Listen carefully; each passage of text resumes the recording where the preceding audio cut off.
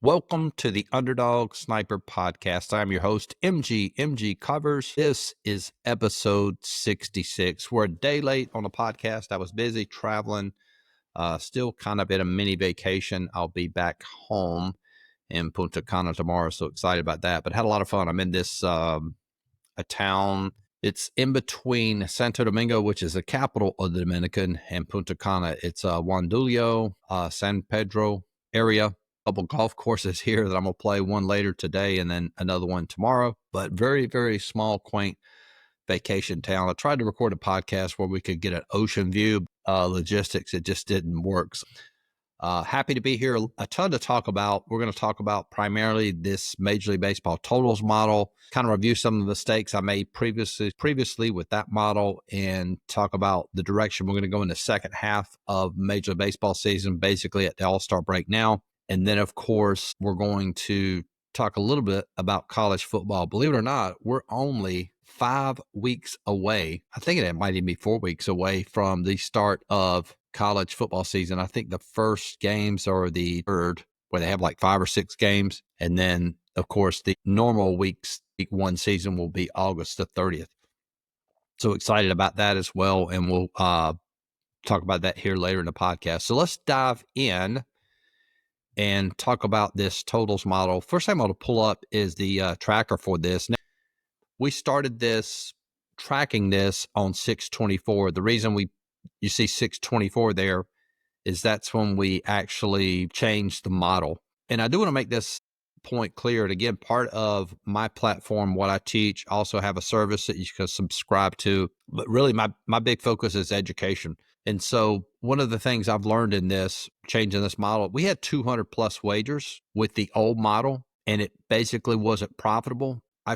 That was way, I should have made these adjustments way sooner, because when you have that big of a sample size and it's not profitable, it's not like you got a sample size of 200, whatever that sample size is and whatever it's producing, that's what it's going to produce. It's not like all of a sudden going to shift gears and start hitting 55%. It just doesn't work that way. That's a sufficient sample size to basically say yay or nay for, whatever that sample size is producing. And it was basically even just down, I think, like 2 units. So, of course, as you know, I think part of the reason why I did that, and this is important to mention the psychology behind that model I had for Major League Baseball was extremely profitable previous 2 years. And I think that was the reason why I didn't want to let it go. It was almost like I had an emotional attachment to it. And that's easy to do in this business. Just like in life, sometimes it's hard to let go in a relationship. You say, why would you hang on to that? So everybody else can see it from the outside. It's just because you have an emotional attachment to it. And that was the case with me with that old model. I knew it was profitable the previous 2 years. And it was almost like I wanted to beat it into profitability beat it into having a profit this year, but it just didn't work. So 6/24 made the changes. And the point to take away from there is if you've got a significant sample size, if it's up to 100 games, even like 200 is probably too many. But if you got a sample size of like 100 and it's not working, definitely something you need to address sooner than later. 6/24 back tested this with totals model. And as you know, we didn't have pitching in the previous model, and pitching is extremely relevant now. That wasn't the case the last couple of years. You had good hitting that would majority of the time, based on the way I calculated it, would beat good pitching. Completely reversed now. Good pitching will negate good hitting now, and it will, pretty much dominate the game. So tracking this from 6/24, and what you see here, this is wins, losses. Here's units. And we calculated off the F5 line, which includes pitching now, the totals line. This is basically the books line. You could see how low those numbers are, low those totals are. And if you come down here, tracking it all the way through the end of the first half, which was July the 13th, 27 and 18, which is 60%, up 7.2 units. And I'm just calculating this off of a minus 110 line. So we didn't always, when we're actually playing these, we would get sometimes a little bit better odds, sometimes more. And I'll show you some example from this run we're on. And then our F5 line was averaging per pitcher. And then the totals line we're averaging was 8.03. Now, here's what's interesting about this. The average totals line we played was 8.03. The average number of runs scored in a Major League Baseball game is 8.46. And you've heard me say you want to play, so it should regress to the mean, but in this case, it does not. And if you remember from the previous podcast, or if you follow me for any length, I mentioned Bob McHugh, my mentor. He mentioned this in his book. He was referring to NFL totals. Is that there's sometimes when you see an extremely low total, it's advantageous to play the under.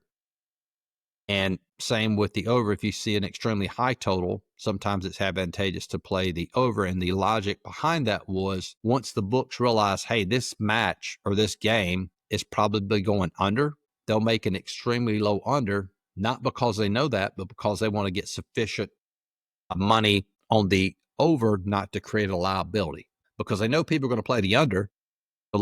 So the book's philosophy is, hey, and this is just making it simple for you to understand. Hey, let's make this a lot lower so that we can guarantee we're getting some money on the over so we don't have a liability on the under. Now, from a psychological perspective, for me, it feels, I'll tell you this, I mentioned this if you follow me on Instagram, y'all, it feels so uncomfortable playing these unders. And look at some of these lines, 7.5, 6.5, 7.5, 7.5, 6.5, and they were cashing. 7, 8.5, 8.5. In fact, with this model, and you can almost see the market adjusting to this as well, which means when we are playing an under, it's an extremely low. It's rare for us to get a 9. Like, look at the 9s. We had 1 9 there. There was a 9.5, and we ended up losing that one. We won that 9. There's another 9. We won. There's another 9 we won. A couple of 9s we won there on July 12th. We had a 9 there that we lost, and another 9 that we lost. The majority of time, it's well below the mean of 8.6 and an average of 8.03. But again, going back to the point that I made previously, when you're doing this, again, you got to take the emotions out of it. Hard to do sometimes, even though it feels uncomfortable, and it's very nerve-wracking watching some of these games, which I have this past couple weeks, and I'll show you. Pull up Betstamp here. I think I got this loaded. Yeah, same. And I know I've done it here, but I'll show you some of the lines here. Like, for example, take a look at this. This was from the other day. We had Philadelphia and San Diego. And an interesting correlation. Let me go back briefly to the tracker. Look at our F5 line there, a 2.6 plus 1.5. So our F5 line was a 4.1, which means we're projecting both teams to only score 4 runs through the first 5 innings, which would definitely lean towards the under. And the total was 7.5 on that one. Books were making us pay a heavy price for that at minus 120 to get the 7.5. And then there was another nerve-wracking one there with Texas and Houston. We had it at 7, minus 110. That was a win. Some of these other ones, and occasionally you'll see here, I think this is the one that was, I can't remember what happened with this line movement here on this Pittsburgh, Minnesota game, but you can see there sometimes you can get plus money. We got plus 101 under 7. And then here's one, look at this Arizona minus 120. So the point with totals too, an interesting takeaway, I do not normally wager on totals. I'm not the totals expert. I'm pretty much a guy that has, for the most part of my career, averaged around a little bit more than 50%. I know you hear about, sharps that average 55%. That's never, I'm just being, and I've been profitable, only 2 losing seasons in my career of doing this, I guess 12 years now, is that, I've always tried to incorporate a lot of money line dogs into my handicapping. But if you play totals, you're just not going to get, plus 120, plus 130. And that's a negative to playing totals. And if you do dive into totals, what makes totals hard is you need to have several advantage points in your handicapping, which means I wouldn't blindly just play unders. If you remember a couple years ago, if you just played unders in NFL, you'd have been profitable. What was that? 3 years ago? No, let's back up. 2 years ago. No, back up. 3 years ago, you'd have been profitable. 2 years ago, you'd have been profitable. And I think playing the unders would not have been profitable last year. So it adjusted. So I'll show you the 3 main focus points for me in doing this. So number 1, we have the model itself, meaning the model is showing that these games are likely to go under. So we have that advantage. And then let's switch gears to, this is covers.com, what you're looking at. And this is a very interesting point here. This is similar to what we saw in NHL about 3 years ago. I mentioned that last week in the podcast. They changed some of the rules for NHL. Overs were cashing like crazy. Books never adjusted. But look right here where it says, this is overs. This shows how many overs are cashing, and this is the unders. Non-extra inning games for the entire first half of Major League Baseball season, 53.8. So unders, in essence, are cashing 54%. Now, of course, once it goes to extra innings, I mean, you're going to obviously it's going to favor the over in that situation. It goes down to 52.6, but that's still a case in point is that the unders are cashing. And then for the most part, the overall general public likes to do what?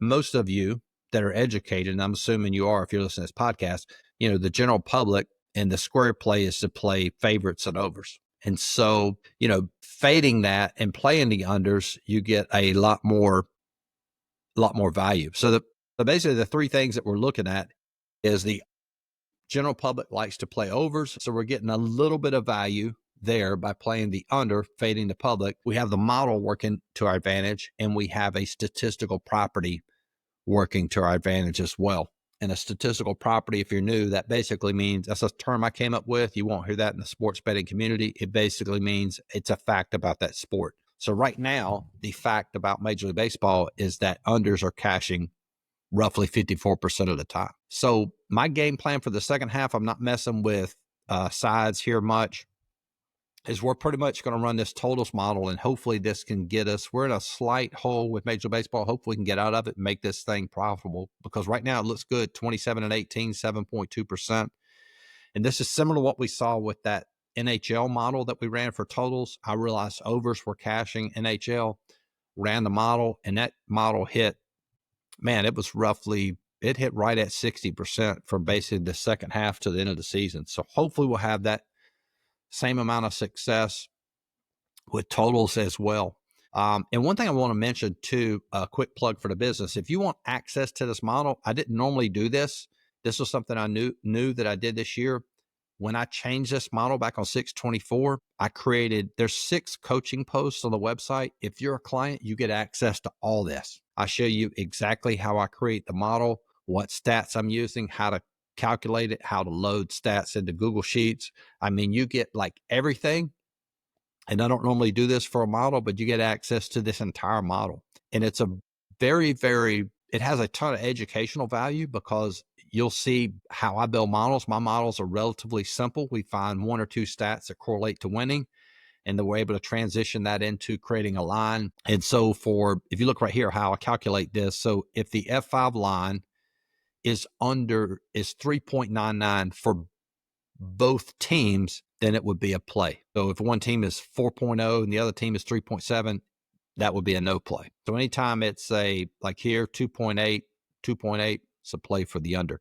And you get access to all that for $50, which gives you access to basically lines for all sports. Of course, we'll have college football kicking off here in 5 weeks, NFL with that. And you also get access to all our coaching videos, link to join the description of that. And if you want access to everything on the site, meaning access to all my lines for all sports, this model here for baseball, as well as all my personal plays, $100 a month. And if you join for the year, which is probably the best investment, instead of paying $100 each month, you can pay $400 one time. You get access to everything on the site for $500. Link to join the description. So if you're interested in that, that's how you do that. So again, really, really, really excited about that. Now, the sites, for whatever reason, I'm not sure, it just didn't work. And in my opinion, if I invest time into trying to fix the sides, I don't think that would produce much yield. Meaning, now that we have something that works, and I've said this a million times, once you find something that works, and even if something that I'm not really, quote, comfortable with, which is totals, but we've obviously found an edge, just ride with that. And if this was to lose its edge, then of course we would go and focus on a different direction. But I feel really excited about this, and hopefully we can duplicate this and maybe even get this thing, who knows, maybe we can get this thing up to, 20 units before the end of the year. I generally will play the mistake I made last year with baseball. I ran it all the way into September. Model had lost its edge, from the whole month of September. We should have cut it off. So I know I wagered this totals model up to September. So we have I think Major League Baseball starts back up. When is that? Friday, July 18th. So we'll have a couple weeks left in July, all of August, and may sort of wager small that first couple weeks of September. or depending on where we are, we might cut it off and then solely focus on college football at that point. But that's really going to be my focus here the next 5 weeks as far as modeling. We had a lot of success beginning of the year with that college football model. We were profitable in NFL as well. So my next 5 weeks, my primary focus is dialing in that college football model. It's going to be a lot of volume, and I already know how I'm going to back test it. Might share some of those results throughout the week in another video. But that's going to be a wrap for this week's podcast. Greatly, greatly appreciate everybody tuning in. Good luck, and talk to you guys soon. Peace.